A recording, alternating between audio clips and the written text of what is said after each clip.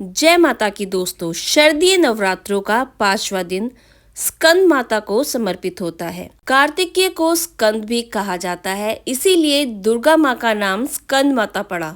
नवरात्रि के 5वें दिन दुर्गा माता के इस रूप की पूजा की जाती है। स्कंद माता की 4 भुजाएं हैं, वह कमल पर विराजमान है। इन माता के स्वरूप को बहुत ही ममतामयी दर्शाया गया है।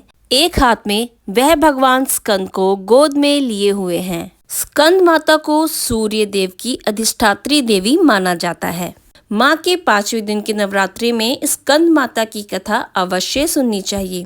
तो चलिए दोस्तों, शारदीय नवरात्रि के 5वें दिन की माँ स्कंद माता की कथा सुनते हैं। तारकासुर नामक एक राक्षस था, जिसने ब्रह्मा जी की घोर तपस्या की थी। उस कठोर तपस्या से प्रसन्न होकर ब्रह्मा जी उसके सामने आए। फिर तारकासुर ने ब्रह्मा जी से अमृतत्व यानी कि अमर होने के लिए वरदान मांगने को कहा। तब उसको ब्रह्मा जी ने समझाया कि इस धरती पर जिसने जन्म लिया है उसका मरना निश्चित है।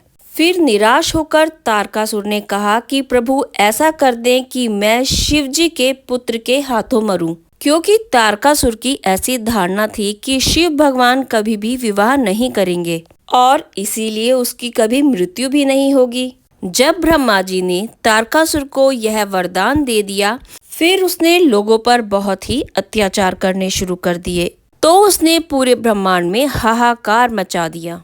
उसके आतंक के कारण देवी देवता ऋषि मुनि मनुष्य सभी विहल हो गए थे। फिर सभी देवगण ऋषि मनुष्य सभी भगवान शिव जी के पास पहुँचे और भगवान शिव से प्रार्थना की कि हमें तारकासुर से मुक्ति दिलाइए। तब भगवान शिव ने पार्वती के साथ विवाह किया और इसके पश्चात वह कार्तिकेय के पिता बने। इस स्थिति से मुक्ति पाने के लिए माँ पार्वती ने स्कंद माता का रूप धारण किया और फिर उन्होंने अपने पुत्र स्कंद यानी कि कार्तिकेय को युद्ध के लिए तैयार किया। स्कंद माता से शिक्षा प्राप्त करके कार्तिकेय जी ने तारकासुर का वध किया। स्कंद माता की पूजा आराधना करने से मोक्ष का मार्ग खुलता है। यह देवी विद्वानों को और सेवकों को पैदा करने वाली देवी है। इस देवी की शक्ति से चेतना का निर्माण होता है। कहते हैं कि कालिदास द्वारा रचित रघुवंशम महाकाव्य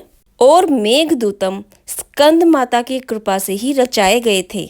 पहाड़ों में रहने वाली नव चेतना का निर्माण करने वाली स्कंद माता कार्तिकेय और गणेश जी की माँ है, इसीलिए इन्हें बहुत ही ममतामयी कहा गया है। नवरात्रि के 5वें दिन माँ स्कंद माता को केले का भोग लगाना चाहिए। इससे माँ प्रसन्न होती हैं और भक्तों को आशीर्वाद देती हैं।